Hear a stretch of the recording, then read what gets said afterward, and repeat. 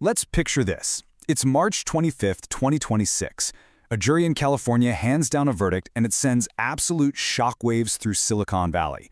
But this isn't about a data breach or what people are posting online. Nope. This is about the very design of the apps we use every single day. We're going to break down this huge decision and figure out what it could mean for the future of social media. So, the jury orders Meta and YouTube to pay $6 million in damages. Now, for companies worth trillions, you might be thinking, that's a drop in the bucket, and you'd be right. But the real story here, it's not about the money at all. It's about the reason why they had to pay. And here it is. This is the kicker. For the very first time, a jury found a social media company liable for addiction by design. Think about that. The lawsuit wasn't about the content, it was about the platform's core architecture. The argument was that these platforms were built, on purpose, to be addictive and harmful to kids. When it came to assigning blame, the jury pointed the finger mostly at Meta's Instagram. That's 70% of the liability. The other 30% went to YouTube. This was a massive turning point because it put the actual architecture of these platforms on trial for the first time ever. So how did this whole thing even start? Well, it all kicked off with one young woman who's identified in court documents as KGM. She started using YouTube when she was just 6 years old and was on Instagram by 9. Her lawyers argued, successfully, that this constant early exposure led to some really severe mental health issues. Her case, it became the critical test, the first domino to fall. To really get why a verdict like this took so long to happen, you have to understand the legal shield that's been protecting big tech for decades. And believe it or not, that shield was forged from just 26 very powerful words. That shield is called Section 230. It was passed way back in 1996, really to help the early internet grow. And what it says, basically, is that platforms aren't responsible for what their users post. You can sue the person who posted something awful, sure, but you can't sue the platform itself. And for decades, this has been big tech's nearly impenetrable armor.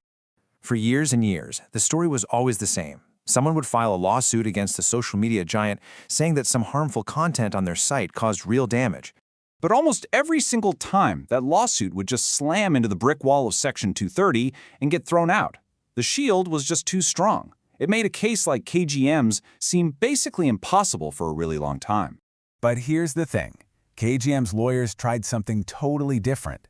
They didn't try to smash through that wall. Instead, they came up with a clever way to just go around it. And their whole strategy came down to this one crucial difference.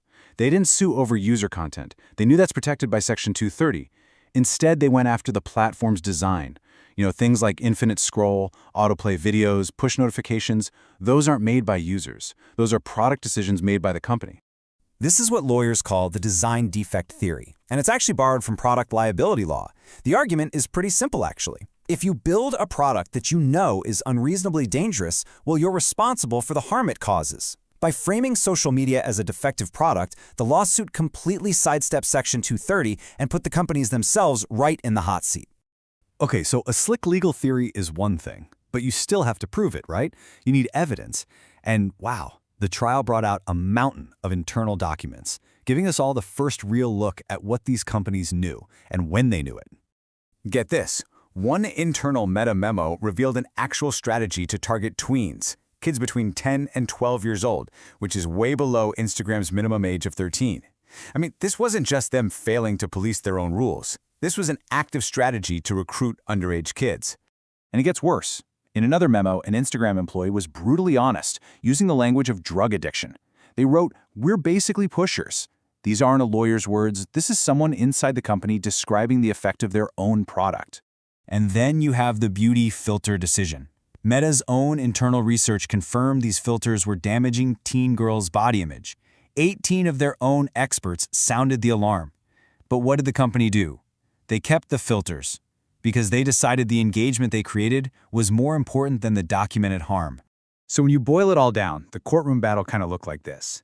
The defense, Meta and YouTube, they leaned heavily on Section 230.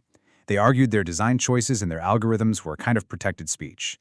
But the plaintiffs fired back, saying a product's design isn't speech, and that the company's own documents proved they knew they were causing harm. You've probably heard this whole thing called big tech's big tobacco moment. It's a catchy phrase, for sure, but it's actually way more than just a metaphor. It's a precise description of the legal playbook they're using, and it follows a very clear historical roadmap. The lawsuits against Big Tobacco followed this exact same three-step plan. First, you get your hands on damning internal documents. Check. Second, you shift the legal argument to defective by design. Check. And third, you use these key test cases, they're called bellwether trials, to force a massive settlement. The KGM case is basically step 3 of that exact playbook. And that right there is why this verdict is so critical. It proves that this legal theory actually works in front of a jury. But make no mistake, this isn't the final chapter. It's really just the opening shot in what's shaping up to be a very long and complicated legal war. So what's next? Well, a lot. There are 8 more of these bellwether trials already lined up. There's a huge federal case from school districts coming up, and just the day before this verdict, a jury in New Mexico hit Meta with a $375 million penalty. Of course, both verdicts are going to be appealed, and higher courts will have the final say on this whole design defect theory. This fight is far from over. Okay, let's do a super quick recap of the most important takeaways. First, the KGM verdict. It created a brand new legal path by holding a social media company liable for addiction by design, and it did it by finding a clever way around that massive Section 230 shield. Second takeaway, this was all possible because of that design defect theory. By treating the platforms like products and then using the company's own internal documents against them, the lawyers proved these corporations knew exactly what kind of harm their designs were causing. And finally, remember that this case is following the Big Tobacco roadmap. As a bellwether trial, it's now setting the stage for over 1,500 more cases just like it. The first domino has fallen, but trust me, a long, hard-fought appeals process is ahead. Which leaves us with one last really big question. The tobacco settlement completely reshaped that industry. It banned marketing to kids, it funded public health. So if a similar kind of settlement was reached with big tech, what would that even look like for social media? That's the real billion-dollar question, isn't it?